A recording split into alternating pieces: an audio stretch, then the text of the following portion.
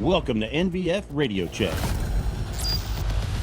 Our first episode, the Frontline of Hope, the official podcast of the National Veterans Foundation. I'm your host, Michael Alcorn. It is December 2025. As we close out another year, the landscape for our nation's veterans continues to evolve. We are seeing a unique intersection of history right now.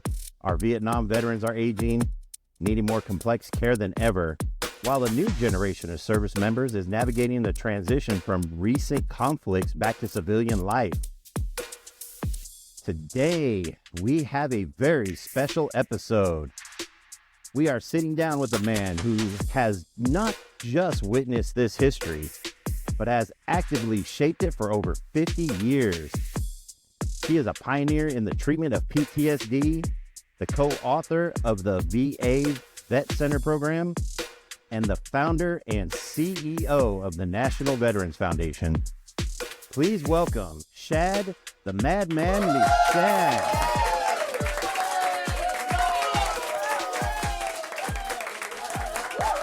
Shad, it is an honor to have you on. Pleasure to be in here.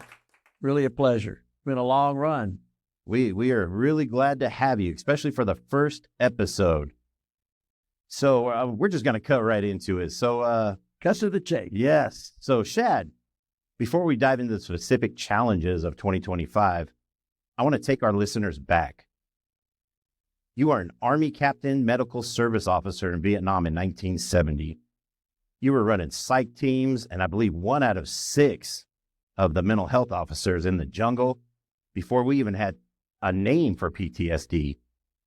When you look back at the young Captain Mashad, did you ever imagine you'd still be fighting this fight more than a half a century later? Absolutely not. There's no way and could ever imagine anything. All I could think about was getting home alive, like most all veterans as it served. So I really had no idea, even my first year out, that I would be living this career, this post-war career, actually. It used to be called the post-Vietnam career, but 54 years we've covered several wars since then and still dealing with the same readjustment issues. Wow.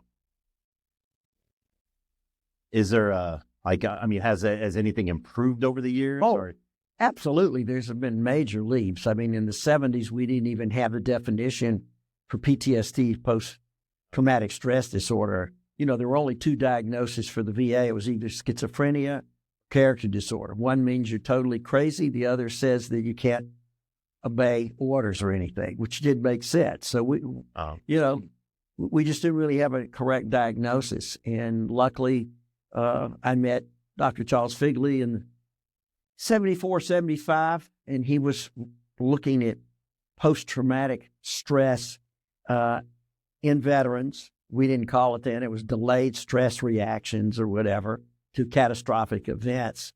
And it was evolving all the way through the mid-70s. And then we went through the APA several times, and they poo-pawed us quite a bit because, the sacred book, the DSM, which is the Dictionary for All Psychiatric Disorders, didn't have it in. And it was like, this is just Vietnam vets screaming out or whatever, because Figley was a Marine combat vet. I was an Army vet.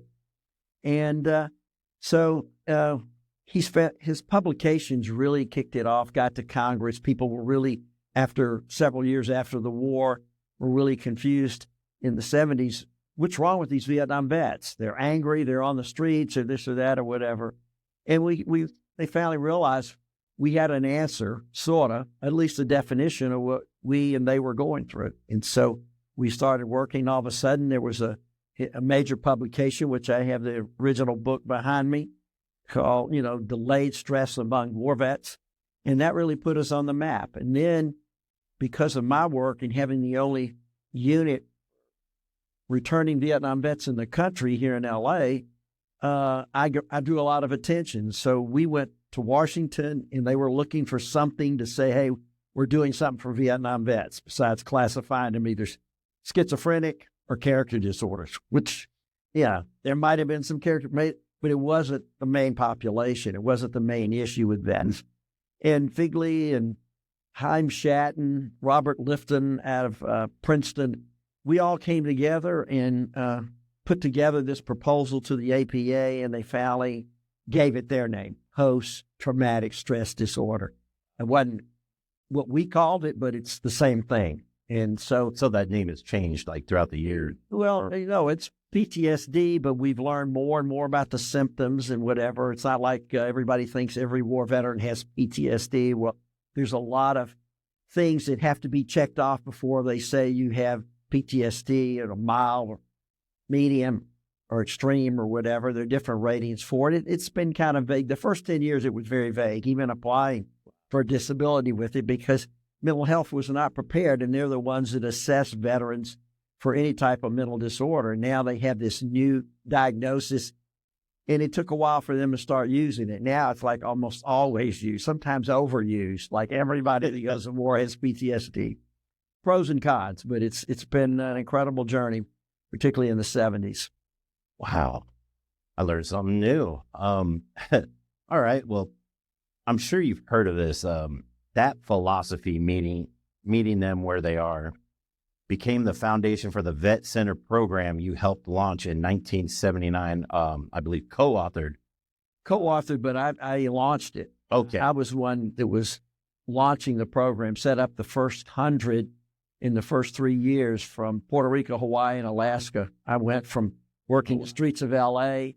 to flying all over different hemispheres or whatever, setting up this basic model that we set up that I was designing in 77 and 78, hoping that eventually Congress would pass Public Law 9622, which is the Vet Center program. That's the nickname for it. Wow. And now it's, the great thing about it is PTSD wasn't even a diagnosis for the world, for anybody. It just didn't have to be war vets. It's trauma.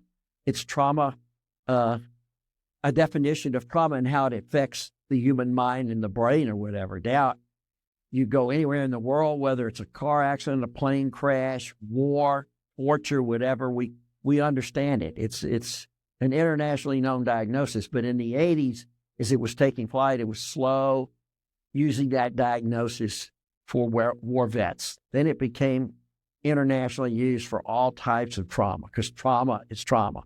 People have been through trauma. They don't have to be through war, and so on and so on. I could go on all day about that. Yeah, so we got it. But because of 5 or 6 people and because of the push to get that definition, it's changed the world. We didn't know it. Yeah. Said, hey, this is the wrong definition for combat. Oh, man. Okay, well, with that said, today, question, there are over 300 vet centers across the U.S. for those listening who might not know. How did that model revolutionize veteran care? Well, first of all, there was very, very little veteran care. You have to understand, when people think of veterans care, they think of the VA. And even today, the VA only services 20% of those eligible. So you think of 20% plus million veterans, only 20% actually use the VA. It's not like it's the healthcare system that it's made out to be. It's not. And the fact is, they didn't even have a definition or understand what we know as PTSD.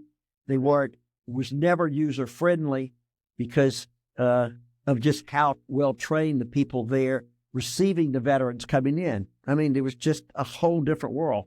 It's transformed quite a bit, but it's still a large bureaucracy. It's not still user-friendly. We have agencies like ours and VSOs, veteran service officers, assisting them so they can go in the VA and apply for either benefits or apply for help or treatment, whether it's psychological or physical or whatever.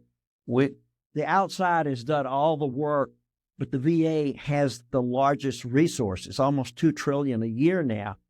And they're still being educated as to how to do this treatment of war veterans coming home, even today. The peer-to-peer thing, which I set up in the 70s and 80s, is really what works. You can't have a psychologist, psychiatrist, social worker coming out of grad school and sitting down with a combat vet with what we know as PTSD and counseling them. They're not even going to talk to you because it's a whole different language. They have no idea. It's like your daughter, a 10-year-old daughter, counseling a 35-year-old man. Yeah.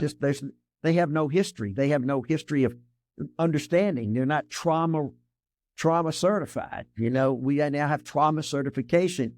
Not all the VA persons understand trauma and how to treat it. The main thing is, all through the 80s, we finally identified trauma, and the VA would do it, but they didn't know how to treat it. So what good? It's like getting a diagnosis for heart disease and say, Mike, you have heart disease.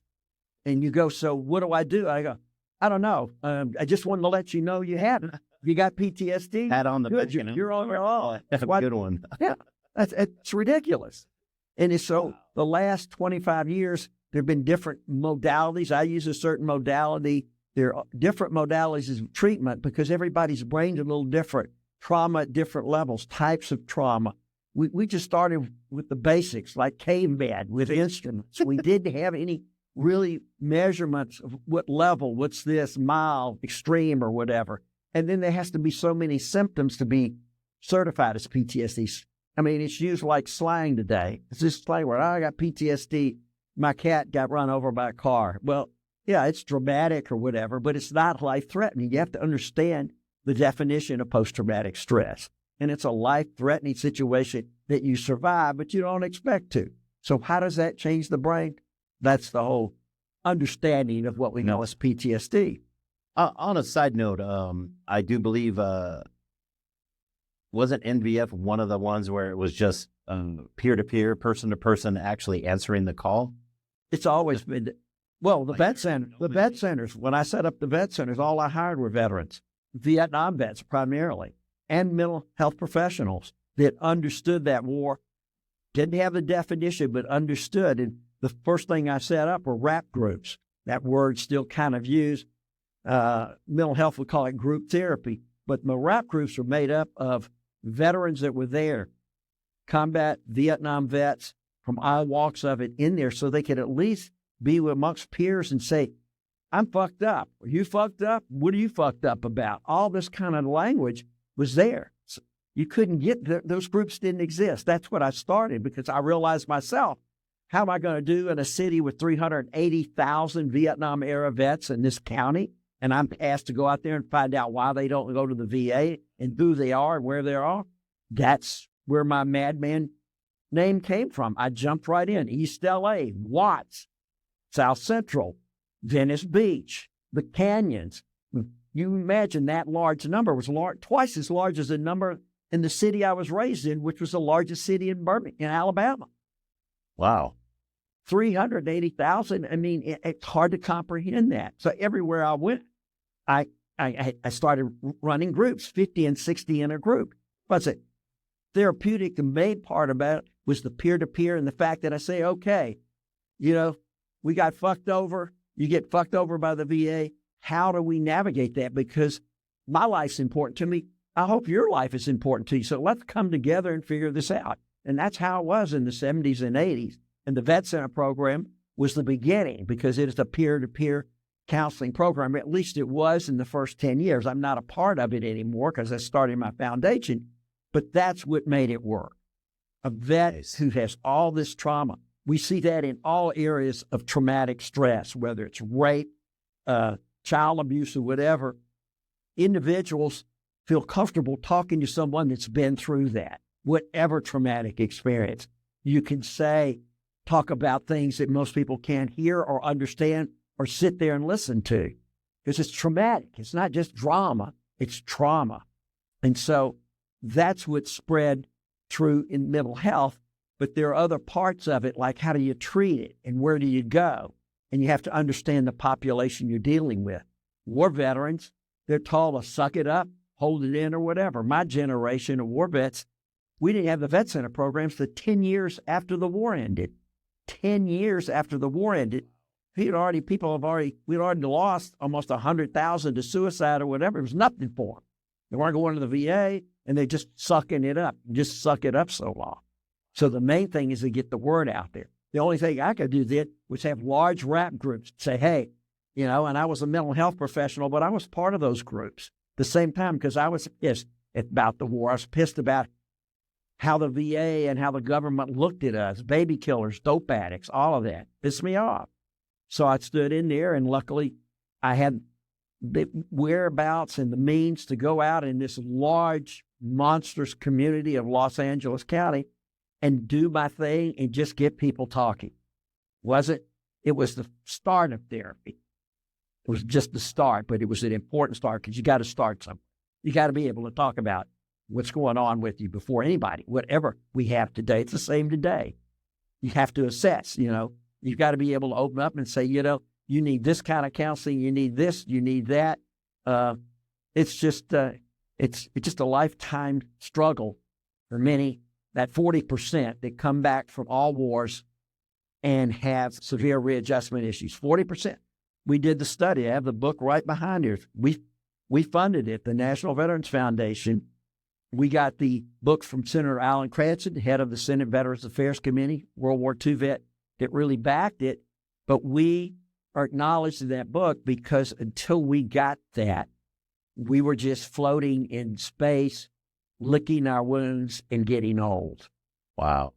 You live on the streets from 20 to 30, 32 with no future. You're going to be there to 42 and 52. We still find Vietnam vets in their 70s still that have survived and try to survive out there on the streets or living in a car or a mobile home or something. But you can't sit long without treatment, and that's the main thing when we get to the point of the National Veterans Foundation, is to get the word out right away. Let's start, let's talk, let's interact, and let's see where you are. Because I've been there, thousands and hundreds of thousands of vets have been there, but somewhere you got to be able to express your feelings and what has happened, what's not going on with you, particularly in a capitalistic society. You've got to have a job, or you've got to have either that or 100% disability to just live in this society. And today, particularly, it's hard for anybody, unless they're making 6 or 7 figures, to buy a home in this city. So a lot's changed. But in the beginning, it was really important for them to have a place to share their anger, their frustration, their confusion. And that's what we did in the rep. Wow. Well, on a funny note, you got a street cred and a street name, so that's kind of a Shad, the man, Michelle. Hey, I was mad for a good reason, though. I believe it. Wow. Let's fast forward to today. The NVF operates the Lifeline for Vets, a toll-free hotline, which is 888-777-4443. That is like really unique because it's vet to vet. Like, can you comment on how is that? Why has that been better than anybody else? Pretty much. The bottom line is really you've got to start with, I believe, with vet to vet. I mean, the fact is that that's been our success. There may be something in the next 10 years or whatever, I don't know.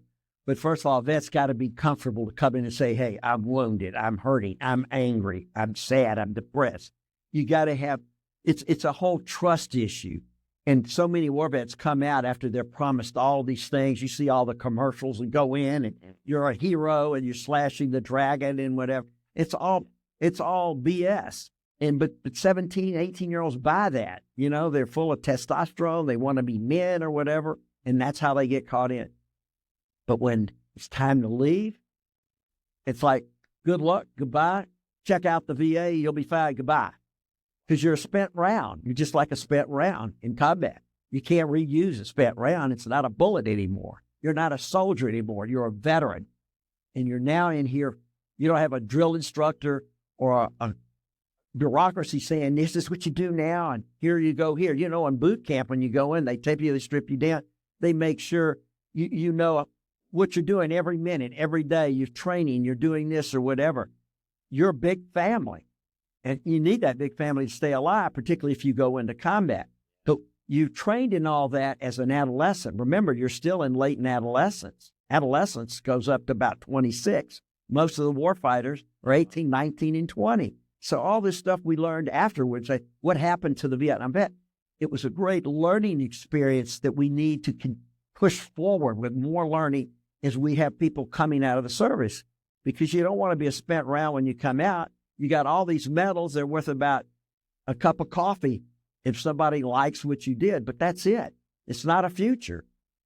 Once you leave, you're in a new world. And believe me, it's just as like if we got dropped off into some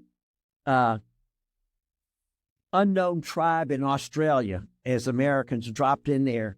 The language is different. The structure, the social, everything. We wouldn't know how to exist. We'd hope somebody wouldn't kill us or whatever. Well, that's almost the analogy of coming out after being in this great training structure, surviving war. If you come back in one piece and then you hit the streets, where do you go from there? They gave me this pamphlet I was leaving. It says the VA, and you knock on the VA. Well, it's like this huge castle. You knock in there and you have a GS3 saying, sit over here, do this or that, like you're like they treat homeless people out on the streets. Just get out of the way. It's insane. And that's the reality. And I saw that in the beginning. And it's still manifested that way even today, because as much as your first sergeant or whatever puts you through it or whatever, he made you into a soldier. We need those kind of people to make you into a civilian and say, hey, this is the reality. Don't go here. Don't do this. Don't do that. And that's what I saw almost immediately. And that's what my whole life's been about, whether it was my first program here in Los Angeles that became national with the vet centers, until I said, hey, one thing we're missing. We need to start as soon as they get out. And we need to say, hey, we don't need to say, go here, go there. You're here. What do you want to know? You're just out. It's just like your first day in combat. Where do I position myself? How many rounds do I carry? What do I keep trying? Depends on your environment. There's nobody doing that. There's nobody. And all of a sudden, you're like a foreigner in another land. You feel like, you landed in some Timbuktu and you don't have the language or whatever. And you're 21, 22, 23. It doesn't matter. In this new era, the last 20-year war that we had in Afghanistan, Iraq, they were doing multiple tours. Why did they do multiple tours? Because they couldn't make it here. They just say, hey, I don't know where I'm at. I know where I'm at in my unit. And that's why so many get 2s, 3, 4, 5. Because they got to be somewhere. And they know where they are there. Unfortunately, they're in a killing situation or whatever. And so I called it layered trauma, layered PTSD, because they've had more and more trauma. Every time you go in there, it's traumatic. It's not like one traumatic event. And then the signature wound in these 20-year wars was a head injury, traumatic brain injury. It's the number one signature wound in this war. Well, guess what? The symptoms of TBI almost parallel with those of PTSD. A physical wound to the head and an emotional wound to the head, the symptoms are almost parallel. Really? Yes. Wow. I got to be honest, that was really informing. And I have no words. I mean, I've learned like a few things. And I mean, I thought PTSD was always like PTSD, but I mean, wow, they've changed it. I mean, well, it's just been advanced. We've learned more and more because it wasn't studied until we brought it to light in 79 and 80. And 80, it finally got into the diagnostic manual, and it's been evolving for the last 30, 40 years. We're learning more and more about it. Secondary trauma, tertiary trauma. It's just been an evolution. Wow. Oh man. I mean, just no words. That's crazy. All right, let's I'm like in shock, like wow. Well, speaking of times on this, we're in the late 2025 now. What are the calls sounding like this year? Are like the themes changing? Are we getting more stuff like people are either needing help, or is it just like ongoing for these guys? Well, first of all, it's always ongoing, because if you understood I was saying earlier, nothing's user-friendly. The VA or whatever, when you come out, that's why I set our foundation up where you could call and talk to a vet, not get some message center or whatever. But no, a lot of that is the same. What's different today is the leadership of the country and the focus on veterans. When we have all this knowledge, everything's been cut. The VA's been cut, by like 85,000 positions. All their crisis hotline and everything is coming to us. We're not even 1/millionth of what they get annually, whatever. And we're a nonprofit. We're private funding for us. So we're having to handle that. And we can't. We just handle what we can 11 hours a day, 5 days a week. The big issue is getting open 24/7, but we can't just operate with a small team of 8 or 10 people because you've got to have 8-hour segments where we have it. We need to have 2 8-hour teams that are covering and have our line open because at 5 o'clock here, 8 o'clock in New York, problems don't stop for people that are hurting out there on the streets, in their heads, confused or whatever, angry at the world or whatever. They need to talk. They need to talk. And who's best to talk to? Someone that's been through it up here. You can say, hey, I've been there. I know exactly what you're talking about. But let's talk of some options because we also got to be able to hear where they are. Where are they stuck? Are they stuck on the street? Are they stuck in their car? Are they stuck with their girlfriend or sitting on somebody's couch? Or it could be living at home, whatever, but they're stuck here. That's where, here and here. And that's where that's where they're talking as they start to trust us and feel open to talk about it. Because remember, they're trained to be to the death, no whatever. You don't want to ever look weak. You can't be weak in combat or you're dead. And some of them that are survived have come back and they're afraid to say, hey, I cry every night, but I don't want to do it in front of you. I want to tell you that I can't talk to anybody. I can't sleep with my wife. I can't talk to it's just one of those things where so much has changed. And when you talk to somebody that's been there that says, hey, I got you. I feel you. I understand. And the more they talk, the more they get this, it's like poison out of you to say, at least, what do I do with it? Then the work starts. You called about getting money or a job and you need counseling. You need to get here. There's a vet center. There's this. Our foundation covers the whole country and there are different clinics or things where they can go to get the services they need, hopefully, But all these cuts and everything, it all depends on the economy. A lot of stuff like rural hospitals and rural clinics are shutting down. They're being closed. There's no funding. So it's always a difficult battle for no water. But they suffered multiple tours, the Iraq and Afghanistan vets. I served one tour. I can't imagine doing 2, 3, 4. I've had people working here that have done 4 tours, 5 tours. That layering of PTSD and traumatic brain injury or whatever, I mean, you're like a used car with no engine and no tires, and you've got to go function. It's just not going to happen. No. And where are you going to end up? Why we have so many people on the streets? That seems to be, in my 54 years, the story of veterans on the streets. They just are sucking it up. And they suck it up, and many of them either decide to take their own selves out or they die on the streets. It's been a legacy. It's not a legacy I like to talk about, but that's the reality that the leadership in our country or whatever of all people don't take time to appreciate and understand that. I think they would definitely fund programs like ours completely to take care of those that give up so much for their country. It's not just talk. It's not that I'm a Republican or Democrat. I went, laid my body and soul and mind on the line, and I'm back, and I need help. Yeah, because some of these people came back with no arms, no legs. I mean, yeah, I'm talking. Yeah. Well, that including the emotional trauma. So it's a long journey, and there should be everything available for them to do it. And I've been fighting that, and I've testified in Congress. I quit in 2010. I've been doing it since 72. And in 2010, it was like, great, thank you very much. It's like nobody's listening. You got to listen and take action. I like to listen and take action. I'm not a politician or whatever, but I wish the politicians would look at it and say, hey, we've got to do something. If anything we've got to fix those and take care of those that have put their body and minds and souls on the line and take care of them.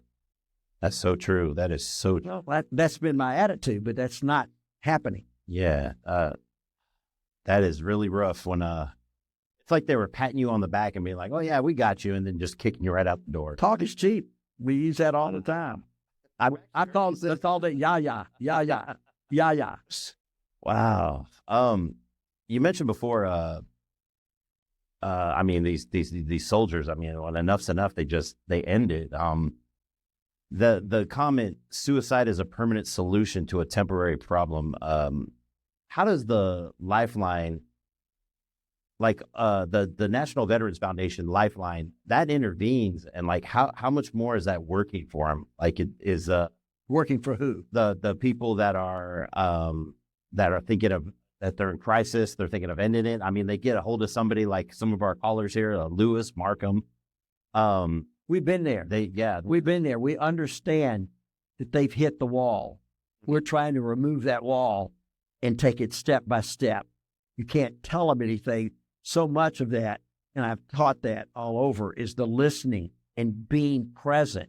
It's like you can't look away for a second when you're dealing with that crisis type of call. This is the extreme. And I always rate it level 1, 2, 3, and 4, just like they rate cancer. You know, so many of our calls, if it's 4th stage suicide ideation, just one word and it's over. And I've had that happen. Wow. I mean, they are parked with a gun telling me why they shouldn't pull the trigger. I can't see them. I don't know their history. So I get really desperate. I do things that you know, I play like I'm in their unit. We need you. We want you. I'm like, I talk as if I was a father. Don't take your life. There's purpose here. And I'd be here all day talking about my style of getting into it, but I'll let them know, no, please don't. I don't get panicky. I just said, don't do it for me. Do it for you. We need you. There are very few of us that know the gospel of coming home, and only you can share it. And if you take your life, it's another voice gone. Help us get through this. And what you're going through, you're not alone. We get these all day long. So please stay with me. We'll do anything we can to put the gun away, put you in a place where you can thrive and take it step by step. It's not like any magic bullet. I have a case where this guy's called me for 3 straight months, every day, walking him through treatment and eventually getting a therapist to go to him outside. I've seen all kinds of extreme things, but I'm dedicated to that. I really talk about how I feel. I look like it if it was my son or my brother. And they are brothers in a way. They are to me. And you just have to get in there, but you can't say stupid things. Oh, please, or this or that. No. Depends on what level. And you've got to have enough experience to understand 1, 2, 3, and 4, because all the people feel like blowing myself away. My wife's kicked me out. I'm in the car. Man, shoot, I should just shoot myself. That's a little different than tell me why I shouldn't pull the trigger. It's everything in between. But it takes time to understand that or appreciate it. Or it's not that you treat it, you slow it down. You slow it down so you can process, because you've got to process something for that person that will help. You can't give him a plate of what you like. Like saying, I like bread and peanut butter and jelly. Well, it's very delicate what you say. And it's really a lot of listening and acting like he's in your unit, that you fought with him. And I let them know that. If they know I'm a Vietnam vet, I said, don't do it. We didn't have any of this. You've got me. We didn't have anything. And don't let us down. We need you. When you're at that point, you don't feel needed. You just want to get rid of yourself. And there's just a little bit in there saying, they say Lifeline for vets. Many of them call to tell us goodbye. I did a thing on 60 Minutes 30 years ago. I was talking about this group that was suicide after suicide or whatever. And it was a major piece. And they put my home number on instead of the office number for the vet center. And I had people, then you had those machines, answering machines. Yeah. And I had to get rid of it because I had people telling me goodbye and pulling the trigger for 3 straight years because they saw that show, because they said, that's me. And the show wasn't about solutions. It was talking about it. And they just said, wow, bang. And they, thank you, Shad, whatever. I wish you had been in your unit or whatever. Bang, bang. I had to get rid of it. I had to change my number. Oh, my God. CBS apologized for it, but it was too late. the piece was dramatic. And it was showing these veterans that are right there, ready to pull the trigger. And they're telling me goodbye. I was just talking about it like we're doing here. Like, but we have a toll-free number as we'll get to here. There's resources. We're here. Then it was like, the vet center didn't work out for me and the VA kicked me out because it just takes, with the founder of McDonald's hamburger, every VA, every vet center should give you the same product. You go anywhere, I've always said that the hamburgers are the same. If you go to Tupelo, Mississippi, the fries are the same. Everything is the same. And that's how we should be. But we should really be there as a service, just like a hamburger is a service or a company is giving you food as a service. I just try to find simple analogies where they could understand. I've done that in Congress. It's like, whatever, but I don't need claps or whatever. This is great, the work you're doing. It's like, people are dying right now as we're doing this interview. We're getting 22 to 30 a day killing themselves. Sometimes I feel guilty giving an interview and not being on the phone. I mean, you have to get through all of that because it's insurmountable. Look at how small our team is and look at the big work we do and how we fight to keep our line open for their lives or whatever. And you think, so some of these major corporations couldn't write a check for $10 million, $20 million. We could rent this whole building out and we could end suicides in this state, which is the largest for veterans. And I've said this many times. If they put the money in there and allowed me to train the people like we have here or whatever and expand it 24/7, it would change so much. But it's like, our budget's kind of tight this year. We really got to think of, it's always something else. So funny how their own profit it outweighs somebody's life. That's the world we're in today. So we just keep fighting. But I'm aware of it, and it keeps me excited coming in every day. I've never lost heart for at least taking as many calls and being for as many people. It's like my heartbeat. I've never lost it since Vietnam, and that's been a long time ago. And I see it with a lot of counselors I've had and those that have moved on into other careers and things. It's just amazing. But anyway, back to... Yes, I got to be honest, that was a hard question to ask. I wasn't really sure how to come out with that question, but that one got me. Wow. Well, speaking of questions, I know one of your major goals for, years has been to expand the Lifeline to fully 24/7. How's that going? Well, 25 years of pushing for it. We don't have it. I've tried everything, television, magazine shows. I've been on TV. I blogged for all during the Iraq and Afghanistan war about the need because their suicides were kicking up even in the war zone.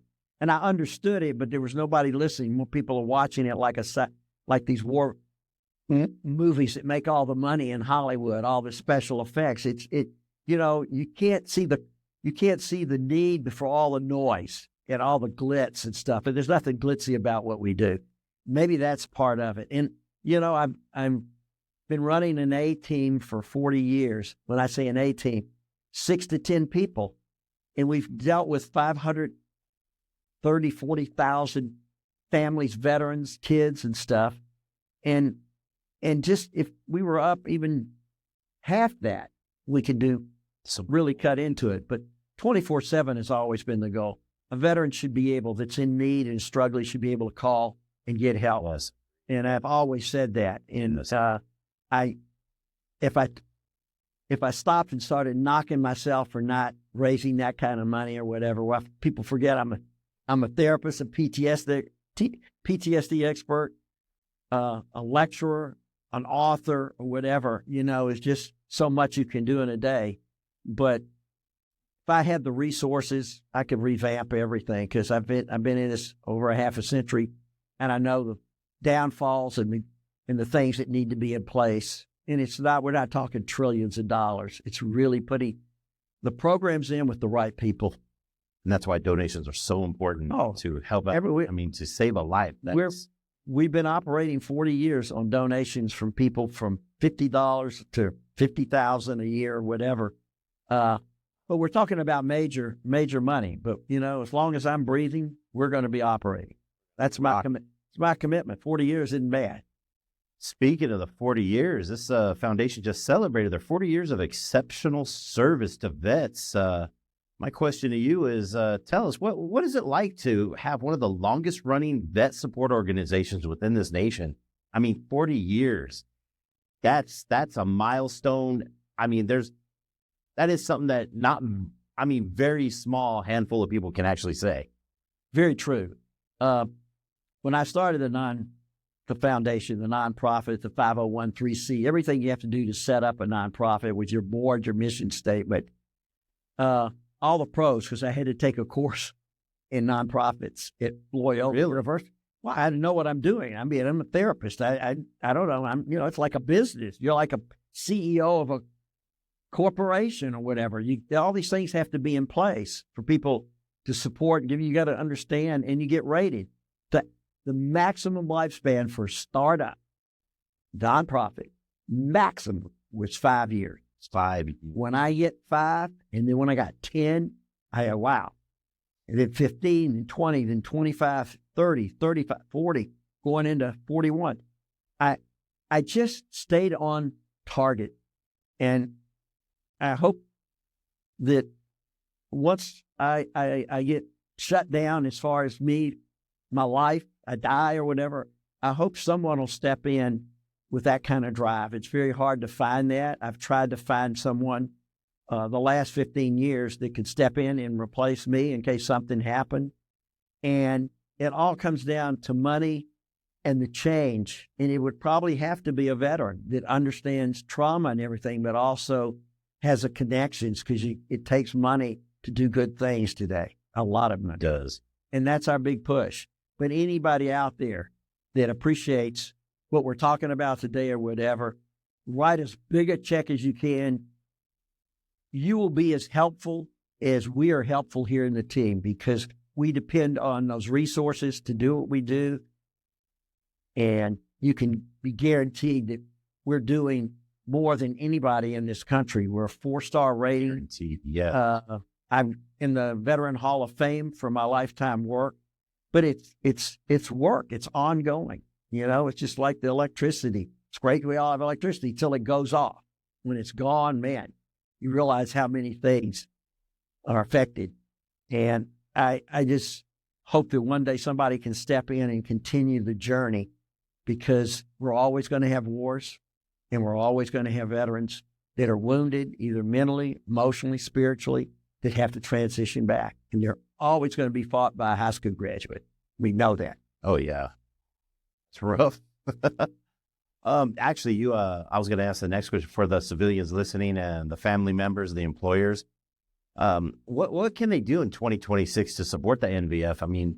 You've answered some, but can you please elaborate on some of it? Because some of these corporations and people, we have people that write nice checks every year to keep us going at the level that we're at. But the first thing is resources. The other offers anything, vehicles, space, just our new phone system costs money. So we're able to catch, because we have a lot of people now remote to help us answer the phones and stuff. There's many ways. The main thing is take an interest, look at our website, contact anybody here in the office. I'm easy to reach. I'm always available 24/7 myself. Any way that can you help us do what we do is a blessing. Major. Oh, yeah, big time. Well, that was, wow. Considering that I've learned a few things myself. Shad, as we wrap up, you wrote our memoir titled Captain for Dark Mornings.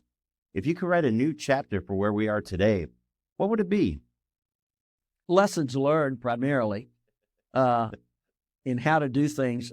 So much time has been focused on just surviving what we have. The vet centers and nonprofits like ourselves we're all battling for the same dollar. The government is cutting back on VA and veteran services and stuff and funding. But I think the main thing is that we vote for leaders that are going to take action. I think so many people are still connected to a veteran, either through a cousin, a son, a daughter, whatever. It's very important that they let them know that they need to support all aspects of veteran integration. It's really that word, and it's huge. And Oh, yeah. and come volunteer. I mean, we have a team called the Alpha Dogs. They're 4 retired people, and they put on our last 4 celebrations of our anniversaries.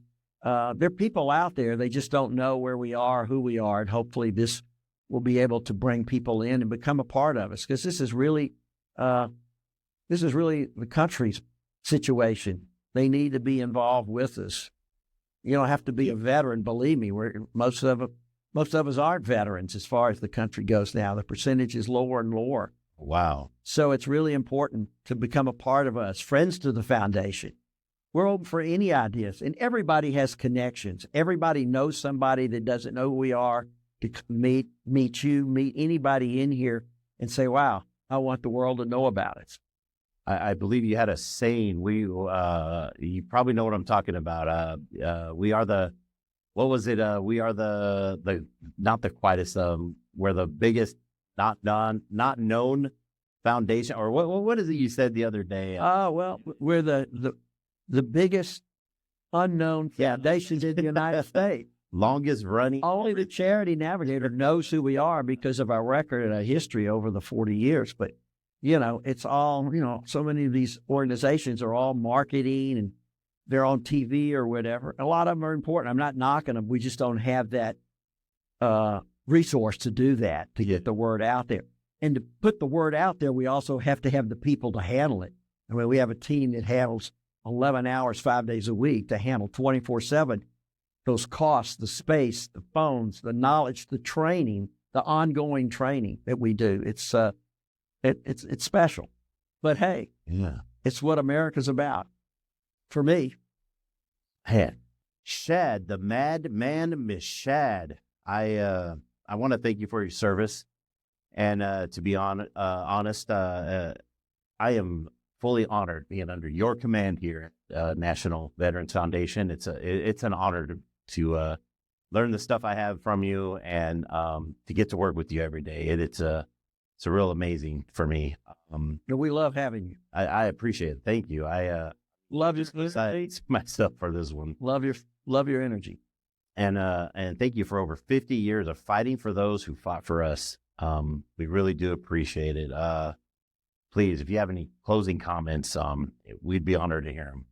Well, I've been very blessed all my life. There's nothing like giving to receive. I love to give, and I think you see so many stories, even some movies where someone like the Scrooge or whatever, and you finally give, and all of a sudden you realize that's what you should have been doing your whole life.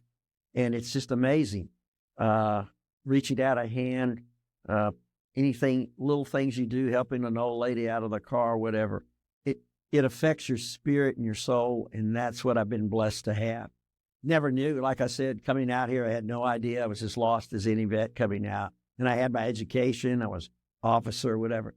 Didn't matter. It's all about being centered, having your head on right, particularly today. I mean, it's even going to be more serious in the future with all how things change so rapidly and fast, and the technology and even treatment modalities or whatever. It's going to take people to be able to understand it and deliver it.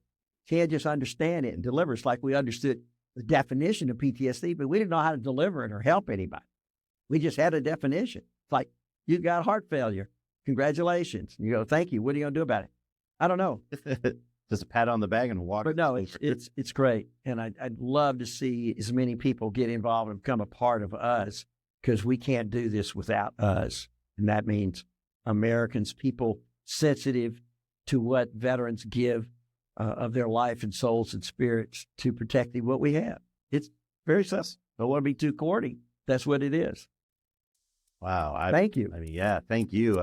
That is like, there's no words I can explain. Well, you don't have to. You're doing the interview. You'll probably have to cut all that. To our listeners out there, if you or a veteran you know is in crisis or needs help navigating the VA, call the Lifeline for Vets at 888-777-4443. That's 888-777-4443. Or visit us online, nvf.org. Once again, that is nvf.org. I'm Michael Alcorn. Until next time, watch your six.